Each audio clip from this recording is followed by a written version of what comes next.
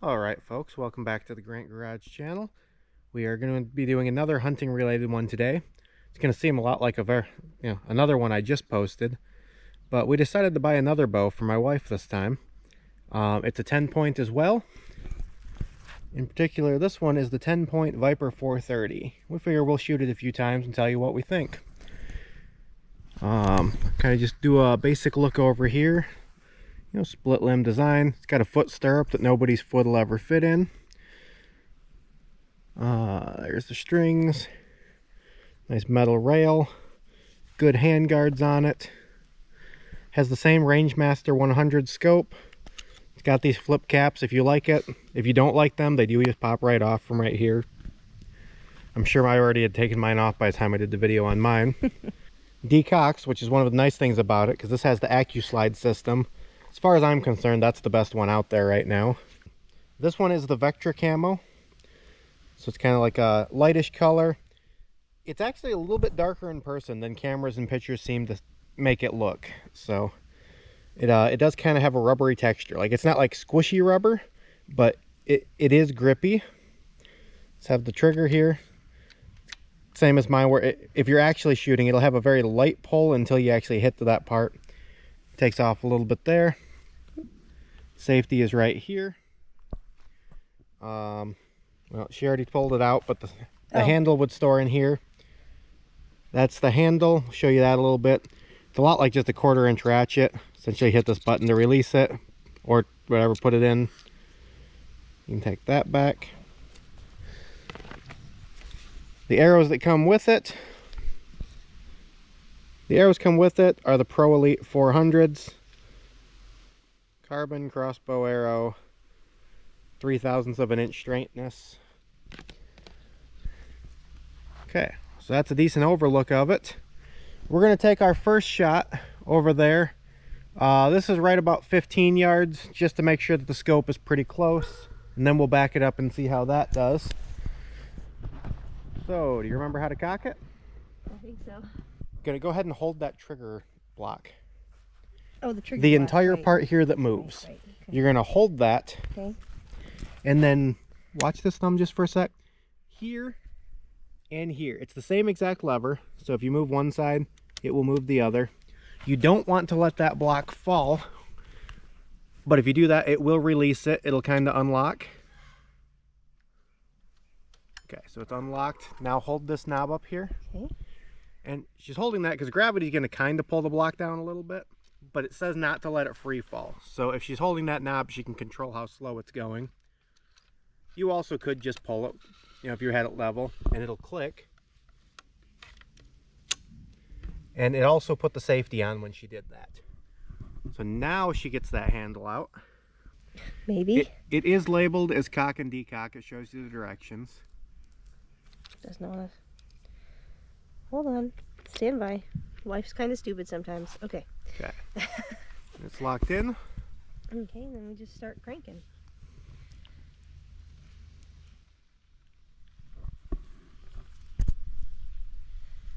See how that's cocking the string back. As you near the top, it's a good idea to slow down. At some point there will be a click. Right there. Saw a little trigger, that release moved a little bit. That should be locked in. Now very slowly go into the decocking direction. And while she does that, we're going to just make sure that this doesn't dislodge. Now she's locked in. So do a full revolution backwards, then remove the handle. I'd go ahead and stow that in the handle. Oh wait, this guy goes this way. Right? Hey, let me come around here. Does it go this way or no, it goes this way. There it goes. Yep. Then Throw that up into there. And there's a button right here that you push up into the handle. Go ahead and do that. And then spin this. It's I forget the exact wording of the manual, but it basically says to go towards the decocking end? Yeah. It's either 2 turns or till it feels like it stops. Okay. Then I can release the All button. right. Then you can release the button. The bow is cocked and ready to receive an arrow. Can you get it with one hand? Yeah, I think so. I'm just gonna move my hoodie out of the way. Okay. All right. These are, of course, you know, any crossbow is going to have this where the vein's different. This one even says this vein down. And that coincides with this here. These do take that special knock from Tenpoint or equivalent. So, now, she's going to load it in there. And remember, too, that the string's going to come back, I couldn't tell you exactly where, but somewhere around in here. The bow shouldn't go off, but if it does, you do not want to be anywhere near that string. So she's got that firmly seated.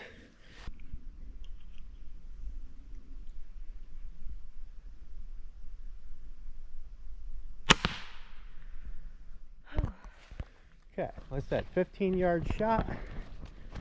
Aiming right at the center dot, correct? Yep.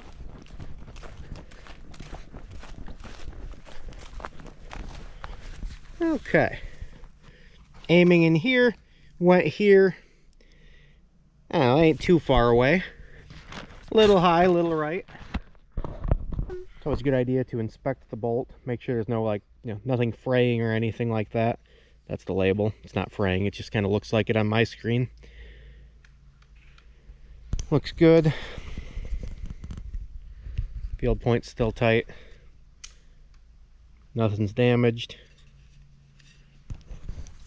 So she's going to get that ready again. Shoot here one more time. All right, second shot. We're still keeping it at the 15 yards. Okay, we went a little bit higher and a little bit more right. Alrighty, so we actually did have to adjust the scope a lot on this one. It wasn't shooting far off, but we're only at like, 10, 15 yards right now. So if we were actually shooting at something farther away, it would have been drastically off to the right and a little bit high. But we've hit that exact same hole twice now, so we're good. We're gonna go ahead and back up a little bit now. All right, so now we were at between 10 and 15 yards there. We were close enough after making the adjustments that we did. Okay, we might have to wait to... Wow, that is a great spot for that cat to stand. Okay, well, I'm going to go ahead and move the cat, and when we come back, we'll be shooting from 20 yards. All right. Alrighty. Cat has been removed.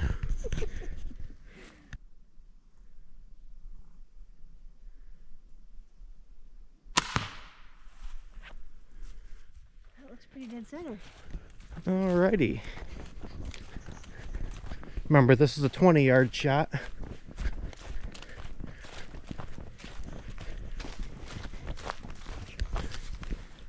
I'm pretty happy with that result. Human finger. So, I mean, less than half an inch to the right, maybe a quarter inch high. I can deal with that. Well, yeah, that's a kill shot for sure. I'm gonna take that second shot at 20 yards just to confirm. Might have. I don't know where I hit there.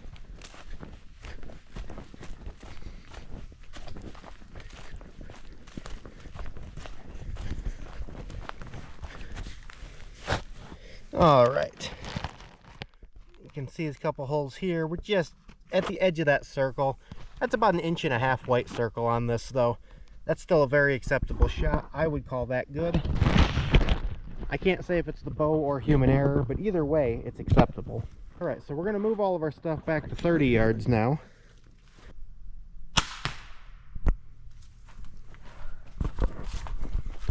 Let's see how we did at 30 yards.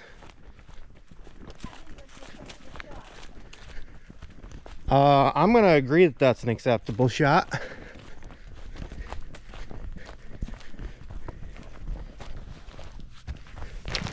Rotate it so you guys can see it a little better. This side was down just at the top. Yeah, maybe 1 inch high, perfectly centered. Can't complain. Alrighty, so we're going to take a second shot at that 30 yards just to confirm that the bow is shooting right about there.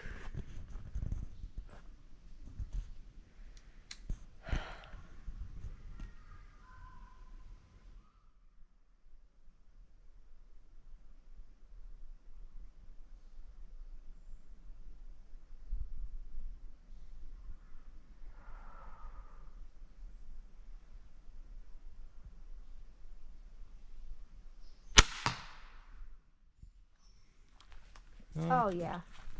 We'll go see. Just in time too, the cat's coming back. Yeah.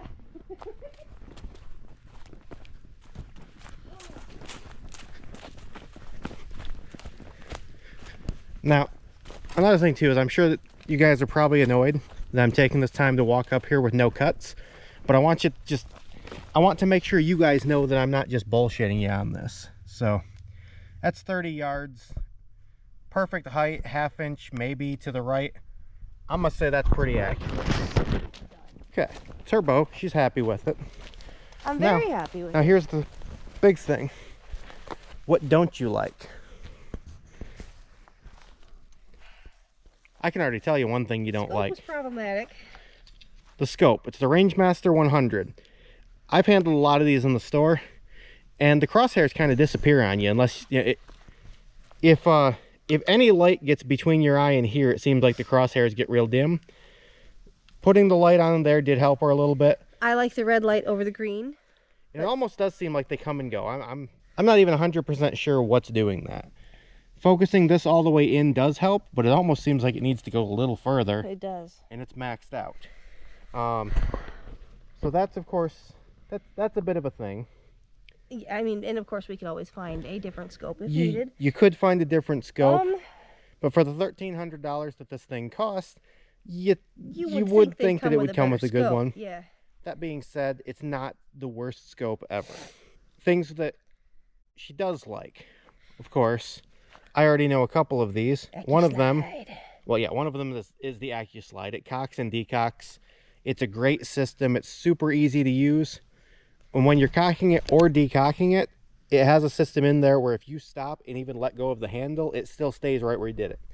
If you get the string way up right here, not actually fully engaged, and I don't know, your hand's tired, cramp, something, you let go of it, it's going to stay right there. So that's a nice system. I also like the crank because I have a bad shoulder. The crank in general, but the crank stores in the handle right here. It's beautiful. Which is real nice. Rubbery texture. It's not like wobbly rubber, but I would say it's grippy. like that weird matte finish that you get on a phone case. Yeah, it does kind of feel a lot like a phone case. Maybe slightly more rubber. It's a bit more rubbery than that, but that's what it's similar comparing. The hand guard, you can see her hand on there. Go ahead and grab that hand guard. Like, kind of pointed up in the air, but you can see there's no danger of accidentally wrapping your hand around that. Like go ahead and try to hook your huge hands. Try to hit your hands with that string. I mean, you'd have to reach around. You'd have to really reach. The quiver mount would go right here. That was a very slight inconvenience because of the way because of these limbs being so tight in here. On another one, you can kind of grab here and pinch this to release it. This one here, you can't really reach through here. You basically have to wrap your hand a little hard to reach into here and then push, which is kind of troublesome if the quiver is right here. Right. So it would probably be easier if you took the arrows out of the quiver, but that's where they go. Yeah, that's their That is certainly not a reason I would choose to not buy the bow because of that. I'm planning on not really keeping the quiver attached anyway. So. Honestly, if you just did this and moved it down here, there'd be a bigger hole. That might even help you. That might even be the fix here. Not that you should really put your hands through here all the time, but right here, it's close. It's tight. If I was down here, I would have more thumb room. Yeah. So there's different things to be made, but all in all, I would say it's a good bow to buy. Once we got the scope dialed in, I said the factory definitely did not have it. Oh yeah. Despite them saying that it did. I bet you I gave it 25 clicks to the 25 clicks down and 25 clicks over to the left. At least. It was way off. But super duper off. But anybody can adjust the scope at home. Just doing that, just remember to shoot it from up close first. That's why we do that. Yes. But that is it. Brand new. The Tenpoint Viper 430 crossbow. I would say that is a worthy purchase, and if you're considering one, it's a good bow. We call this a positive review. Positive review, yes. So thanks for watching the Grant Garage. If you liked the video, like the video. If you want to see more stuff, Right now it's hunting. It'll be back to engines later in the year / next year. If you want to see any of that, subscribe to the channel. Thank you. See you next time.